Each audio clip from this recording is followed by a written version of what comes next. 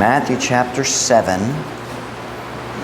Kinius ka famous nga sambingay ni Jesus. Matthew chapter 7 verse 24. Kung nanasa amen. Tanamaningdog paliw para sa pagbasa pulong sa Diyos.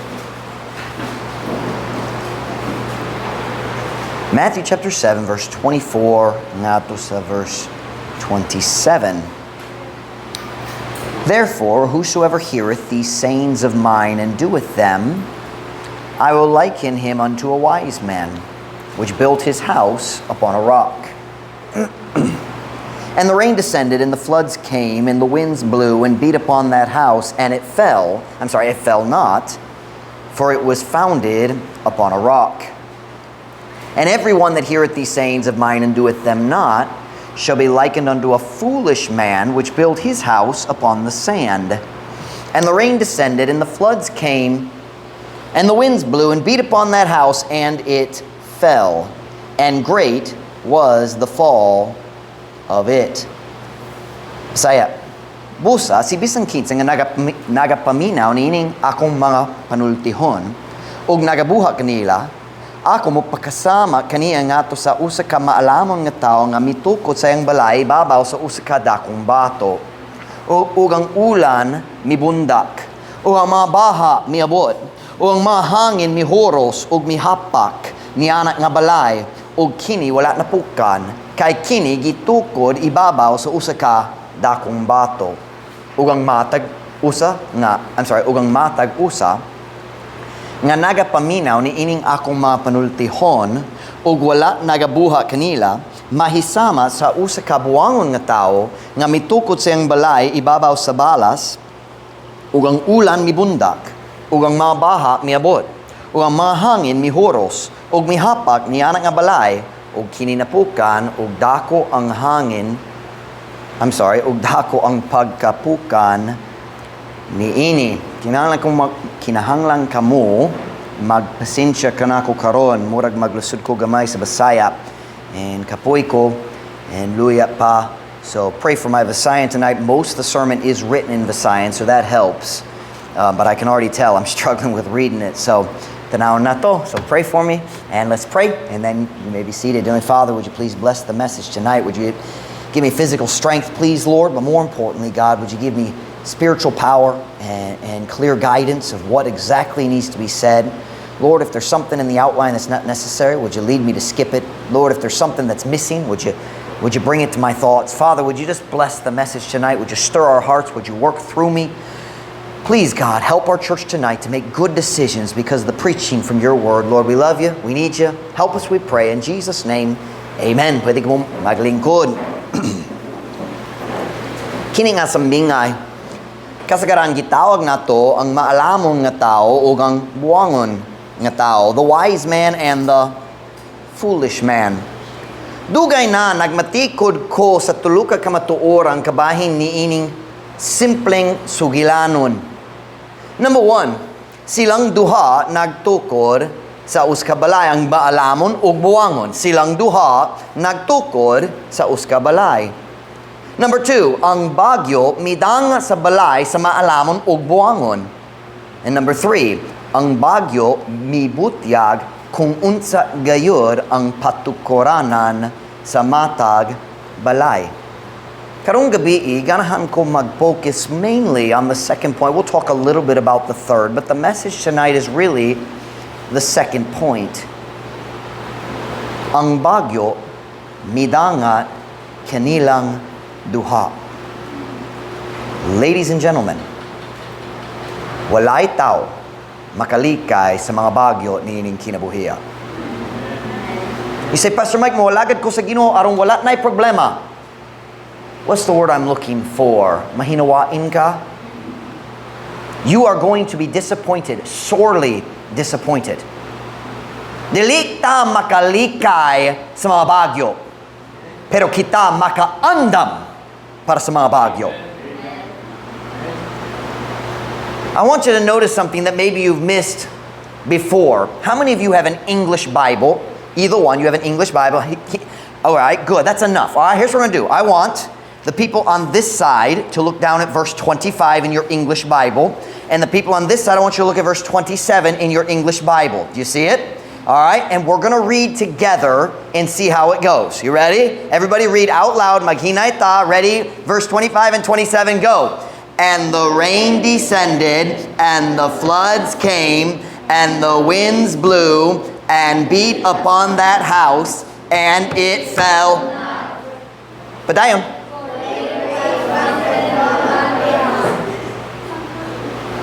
Y'all notice it's the exact same for the first 20 words? Y'all notice that? Pareho gayud ang kahimtang, lahi lang ang resulta. Are you listening?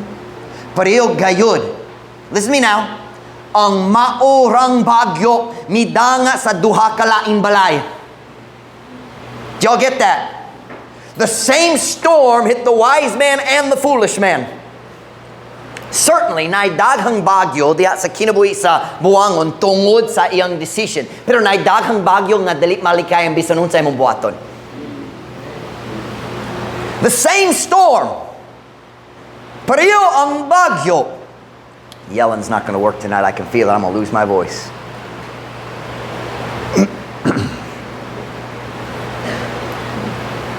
JD, get me some water and mix the hot and the cold. So it's not scalding. I want to sip a little hot water. No, I want to keep my cup. Get me a mug or something from my office. I think a little warm water will help my throat. Pareho ang bagyo, pero lahi gayud ang katapusang resulta. Namatiktan ba nimo nga usahay na duha ka tawo nga moatubang sa mao nga pagsulay apan lahi gayud ang ilang response. Ang usa magsugod og duda sa Dios, dayon siya mobaso sa Dios, dayon mobiya sa Dios. Og iyang tibok kinabuhi na daot na pinaagi sa usa ka pagsulay. Apan ang lain, priyong pagsulay, priyong kalisod, apan ang lain magpabiling nga lig-on diya sa iyang pagtuo, magsalig yapon sa Dios, ug sa katapusan, salamat na, akumudahon. I'll start over.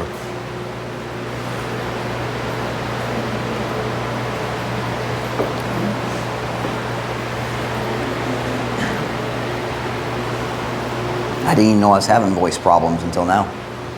I didn't feel it coming. Let me start again. Apan ang laing tao, nga naay pareho nga pagsulay, pareho nga kalisod, pareho nga problema, magpabiling nga lig-on diya sa iyang pagtuo, magsalig yapon sa Dios ug sa katapusan ang iyang pagkakristohanon mas tamis pa.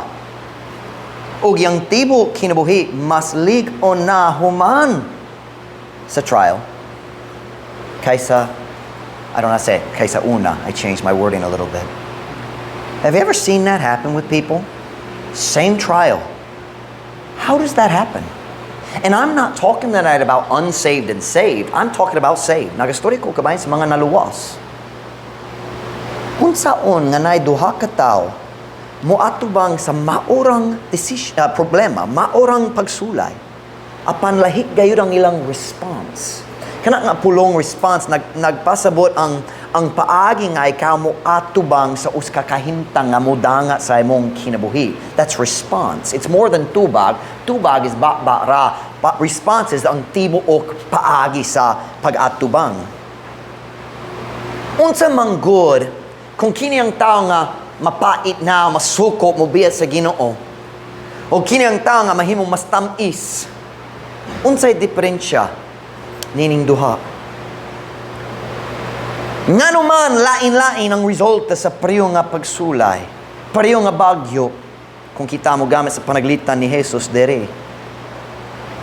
Simple kayo, ang diferensya anaa sa patukuranan. Ang uska balay nagubat, ang lain okay pa man. Ug ang diferensya anaa sa patukuranan. When you hear the word foundation, kung mudungog ka sa pulong I can't say it now. When you hear the word that I can't say, patukoranan, kung ikaw magadungog sa pulong foundation, what do you think about with that word? The answer is probably not much. Kung dili ka engineer, wa kay labot kabahin sa mga foundation. Kung dili ka construction worker, wala kay labot kabahin sa mga foundation. Di ba? The truth is, kitang tanan kabalo nga importante ang foundation sa balay, but we really don't care about it. Di ba? Importante, pero wala kay labot. Kung ikaw mo bisita sa balay sa imong higala, especially kung mga babae, pasin mo sulod ka, oy, ganahan ko sa imong kortina, nindot cute. Asan ni mo gipali? Or basin sa naon, nindot tan-awon ang imong wallpaper dire. Di ba? Pero wala tao mo sulti, hey bay, ganahan ko sa imong patukuranan. Kana ang pinakamatahong, pinakaambungan nga samento nga ako nakitan bisan asa sa tapitan. Wag yun ka nakaduong niya na, di ba? Kay buwangon. Hey bro, unsay klase samento niya na? Wow! Mau ba? Unsay gabaga sa imong kabilya? 10 mm? Wow! Nindo lagi! Walay ta maghimo niya na. Di ba? Kay boring kayo ang patukuranan. Interesado ta sa painted. Interesado ta sa cortina. Interesado ta sa wala ko ka. What are y'all interested? I don't care. Pastor Mike doesn't notice much things of that nature. Why doesn't anybody talk that way about the foundation? Here's the reason. Tungod kay walay tao nagpakabana kabahin sa patukuranan hangtod ang bagyo o ang linog moabot na. Dayon ang tanan nagpakabana na. Are you listening? Nobody cares about the foundation until the storm hits, and then it's the most important thing in the world. Ang patukuranan, dili gayud makapasikat. You don't go to the store to choose the best paint color for your foundation. Kay magplano ka mo, tago niya na, molubong na. What color paint did you put down under the ground? Nobody cares. Dili gayud makapasikat. Apan ka na. Ang foundation, maong pinaka-importanteng bahin sa bisan unsang balay. Walay laing bahin nga magduol diha sa pagka-importante. Kung huyang ang patukuranan, pohon-pohon, ang tanan makapasikat nga bahin sa balay, mahugno gayud. Amen. Kahibulungan ang kamatuoran, ang pinaka-importanteng bahin sa balay, dili gayud makapasikat. Nobody's impressed by the foundation. And the truth is, if the foundation is laid properly, you really can't even see it. Kung sakto ang pagpahimutang sa patukuranan, dili na makita, ang gamay ra makitaan, kaya ang tanan lain ilubong sa ubos.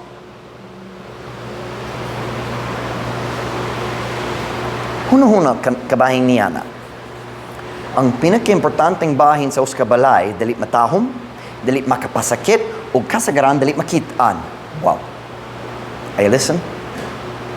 Sama gyud ka na sa atong mga Kristohanong kinabuhi. Preacher boys, I have an official sugyot tonight. Paminaw na ko. Ako mo sugyot kaninyo karong gabi. Ang pinaka-importanteng mga bahin sa imong Kristohanong kinabuhi, dili ang mga butang nga makitaan sa tanan, apan hinuon ang mga butang nga makitaan sa Dios lamang. Truth Baptist Church, nako'y kabalaka sa akong kasing-kasing kabahin sa atong church. We have a great church, we do. Nindot gyud ang church ng Diyos gihatag kanako. No, say gihatag kanako. God has given me a very good church. Naigugma ko sa akong mga tao. We have a Christian culture in our church. We do. Ang mga tao mo bisita diri sa first time, sila nahibulodaan unsang standard sa atong church. Tungod mo kita sila sa mga tao mo lakaw padulong diri. It's the funniest thing to me. Mo invite ko si babae mo bisita sa among church, mo sulti di ko pwede kay wa ko'y sayal. That's not a rule.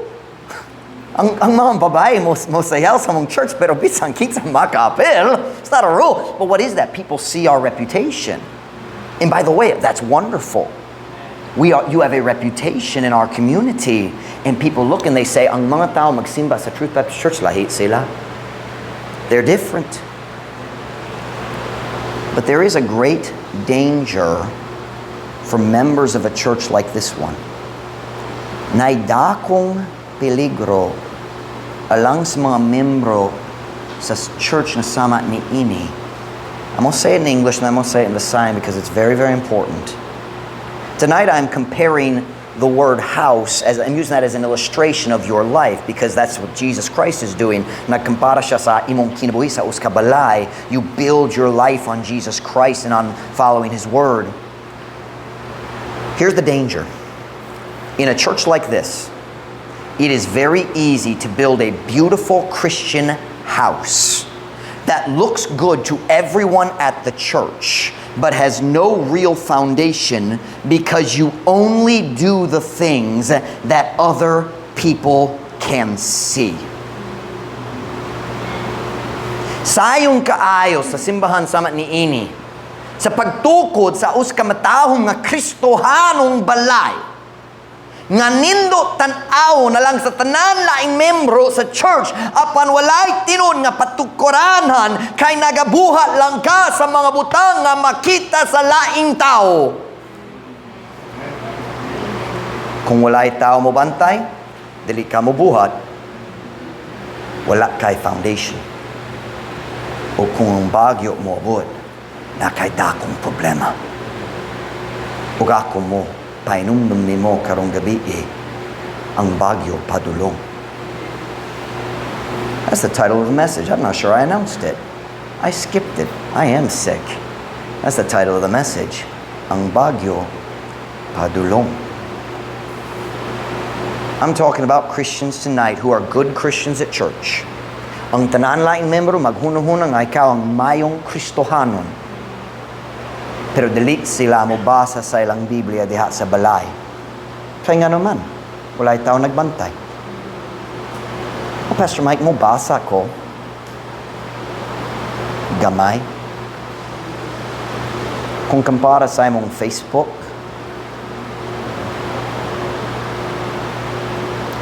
nag-istorya ko kabayan sa mga Kristohano magalagad sa church, faithful gyapon sa ilang position sa church, pero dili sila mag-ampo nga faithful dito sa balay. Nga naman, walay nagbantay. Ang patukoranan natago. I'm talking about people who come to the prayer meeting but don't spend 5 minutes in prayer at home.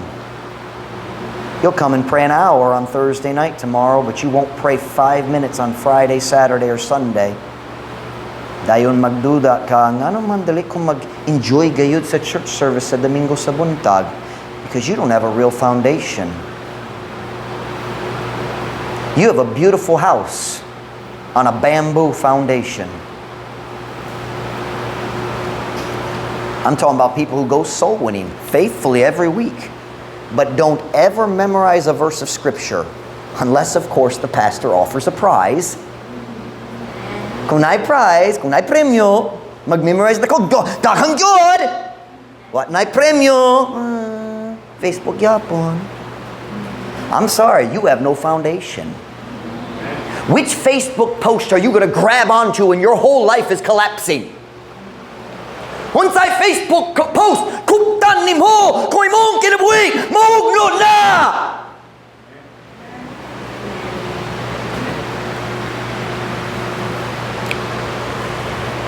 Tukod ka sa balay, diya sa mga toothpick poste.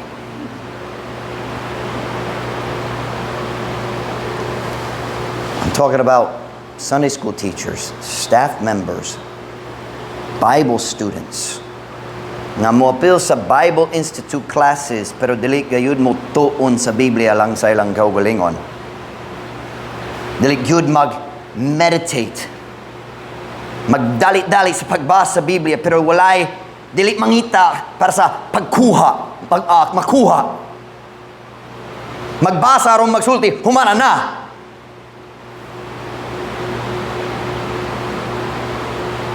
Kaya nga naman, walay nagbantay. You listen to me tonight. Listen to me now. Listen to me now. The storm is coming, my friend. Ang bagyo, padulong, o wa kakabalo, kanusa siya moabot. And if I just described your life, if I just described your walk with God, ampo gamay, basa gamay, sige, unsay sunod, oh yan, maglanto. If that's your life, grabe kayo ang mga problema sa patukuranan sa imong balay.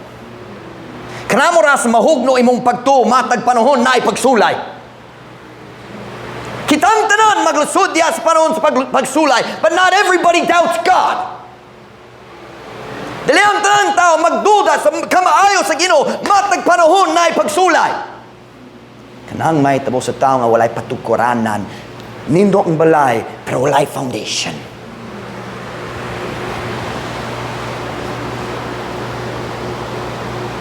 Padulong naman ang bagyo.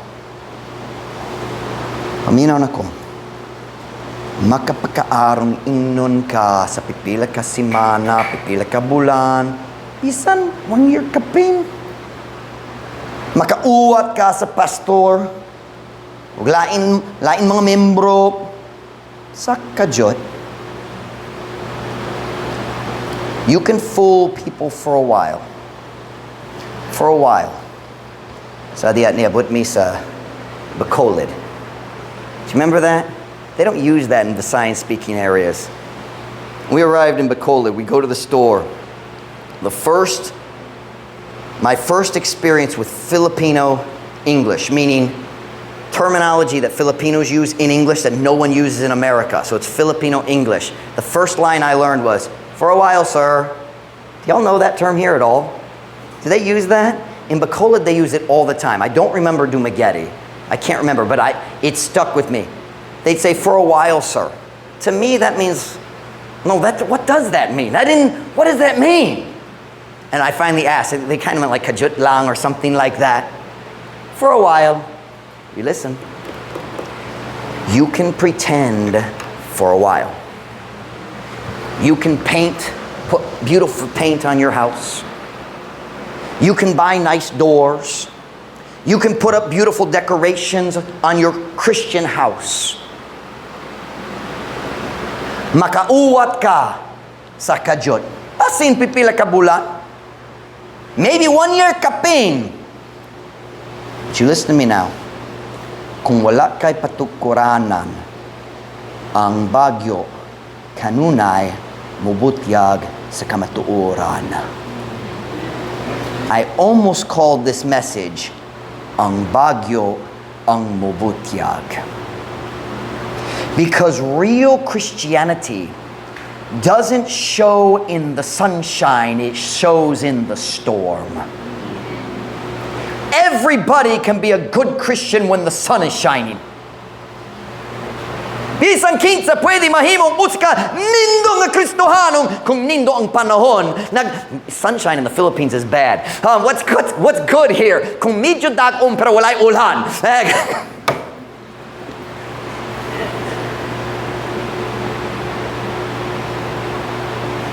Karong gabi na ko ka pangutana lang.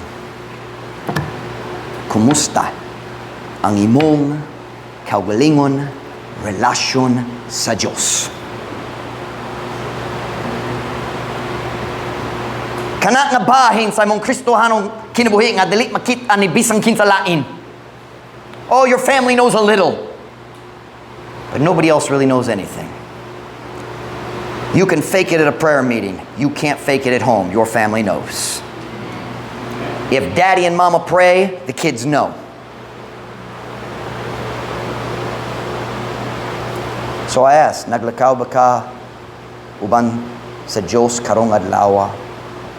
Pastor Mike, medyo busy ko karon. Sige. Kahapon ba? Kanusa ang last? Ikaw naglakaw gayud uban sa Diyos. I don't mean ampo-ampo. I mean you talk to God and connected. Kanusa ang last ikaw na nakuha diya sa imong pagbasa Biblia, ang balang espiritu nagtandog sa imong kasing-kasing diya sa imong pagbasa Biblia, ikaw nagbalik ni basa pag-usab. Kanusa ang last?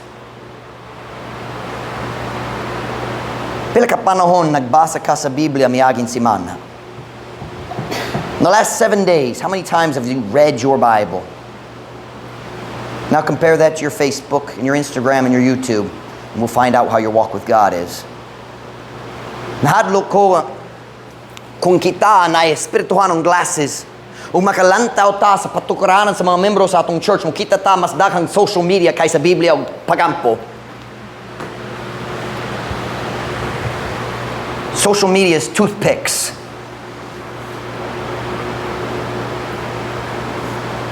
Pero daghang Kristohano naghuno-huno nga espirituhano sila kay nagbutang og Bible verse sa ilang Facebook page.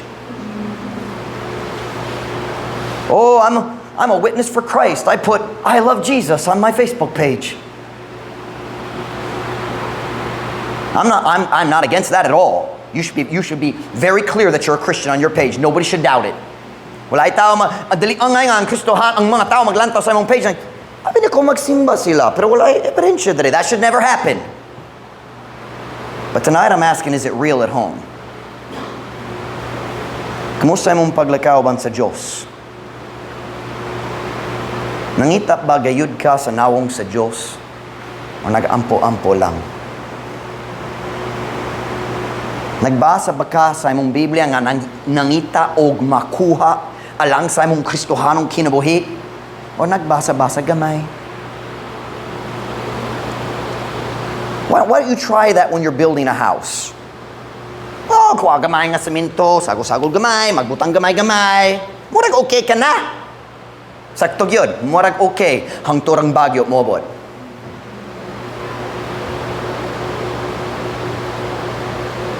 Dayon ang problema diya sa patukuranan, mabutiag na.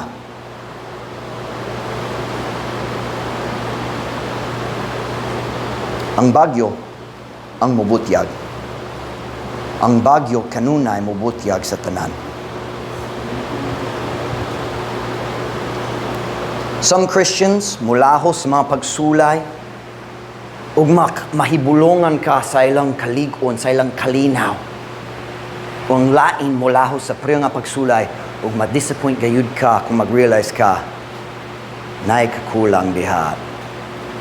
Masuko, mapait, magataki sa tao.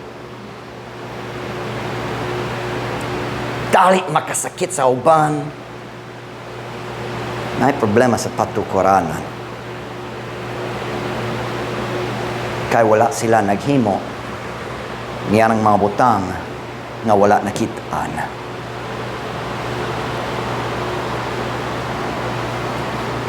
Nahadlok ko gamay nga natay mga membro nga naibalay nga nindot tan-awon diri sa church.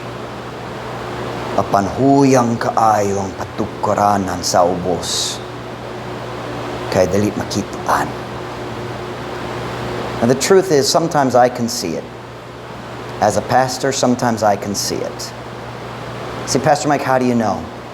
Makakita ko sa kahuyang sa imong patukuranan, diya sa problema sa imong mga relasyon. You listen to me very carefully. If you are constantly angry at other people, don't tell me you walk with God. You don't. You don't. You may occasionally take a walk with God, but you don't walk with Him daily. You understand? Take a walk. Usahay, usay. Let's take a walk. That's not walking with God. Walking with God is adlaw, faithfully seeking His face. Pagbasa sa Biblia, aron na'y makuha para sa imong Kristohanong kinabuhi, seeking God's help for your life.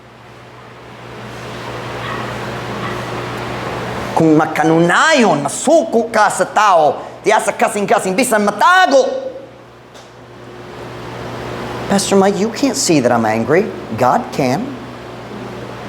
I know Filipinos are really good at hiding it. Mag-ana.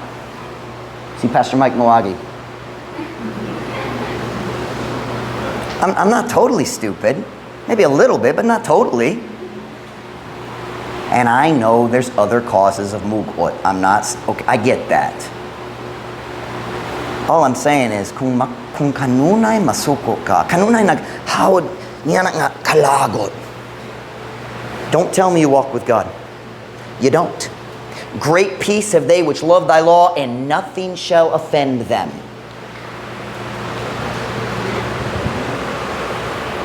I'm not saying a person who walks with God never gets angry. I'm saying they don't stay angry.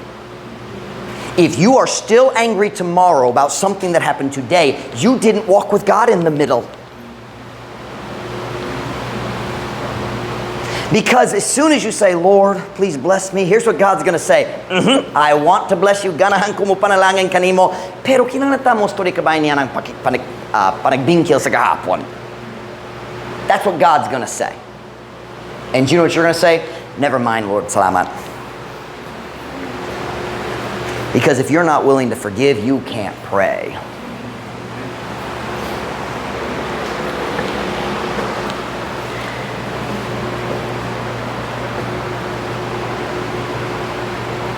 Say, Pastor Mike, I don't think it's that big of a deal. Kung masuko ko sa tao, you listen to me very carefully. Kung di ni mo kaya ang gamay nga pisik-pisik sa misunderstanding sa imong mga relasyon, unsaon lagi nga ikaw magdahong nga malig-on ka diha sa adlaw sa Bagyo. Why klaro kana nga hunahuna. Dali masakitan sa what's the word for the way they look at you? Huh? You know what I'm talking about? Somebody giving you that look? Huh? Sipat? Sipat? Sipat? I don't know. Manipat? It means look at you sideways? I don't know that word. Huh? Huh? What? Oh, that? Like, kana? Kana? Dali masakitan, masuko. Unsa akong gihimo kaniya? Go talk to Jesus. You didn't learn that attitude from God. How do I say that? Wala ka nataktan sa Ginoo niyana. Can I say it that way? I don't know how to say it quite right. But you didn't get that from God.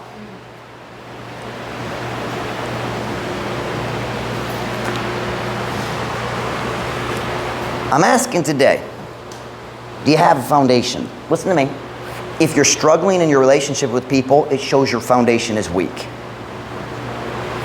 It does not show that you need different friends. It does not show you need a different husband or wife. It does not show that you need to run away from the church. It shows you have a weak Christian foundation.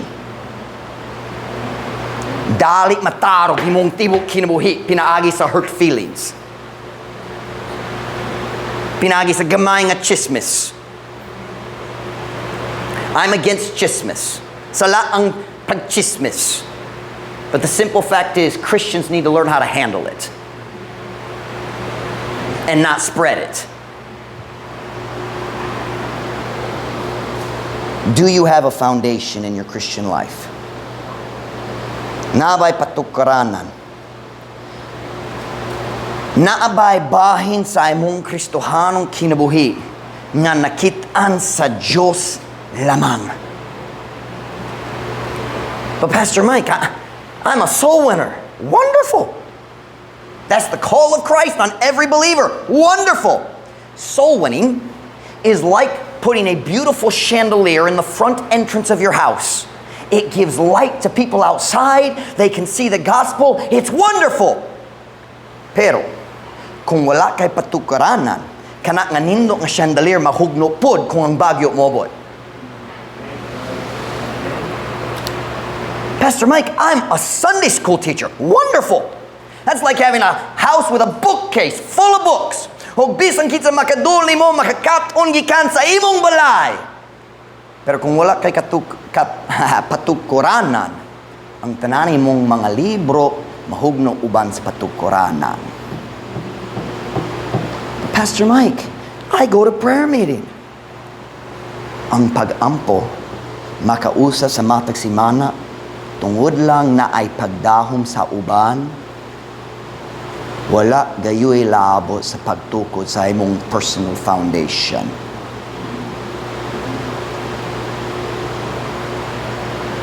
Are you doing the things no one else can see?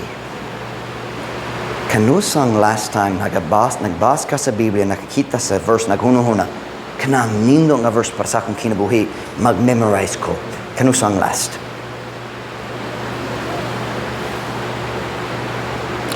Some of you would have to think for the next 6 months because it's never happened. Ang uban ninyo, ang tanan verse ki-memorize nimo, gi-assign diha sa panahon sa contest. Ouch.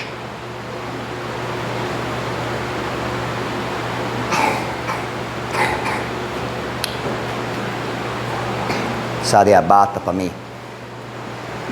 Kung dili makagawa syempre dito sa US na winter time na mga panahon nga ulan, gyur o lain-lain situation, dili makagawa sa balay.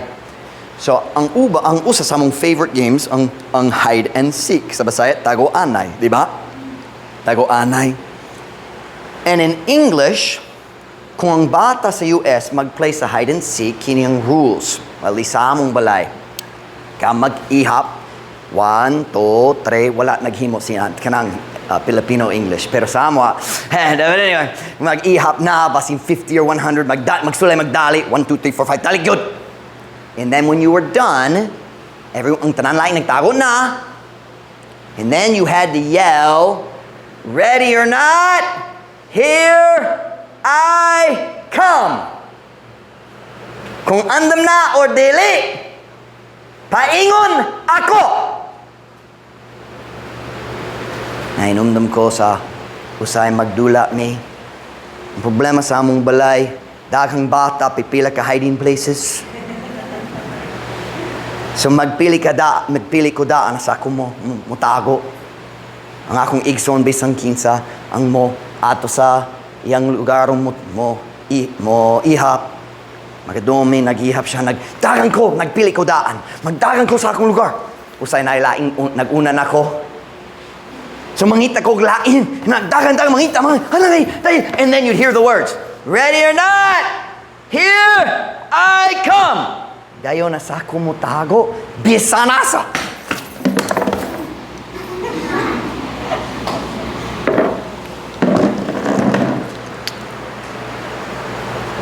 Ladies and gentlemen, ready or not, ang Bagyo, Padulong. O kung ang Bagyo mabot na, it's too late to build a foundation.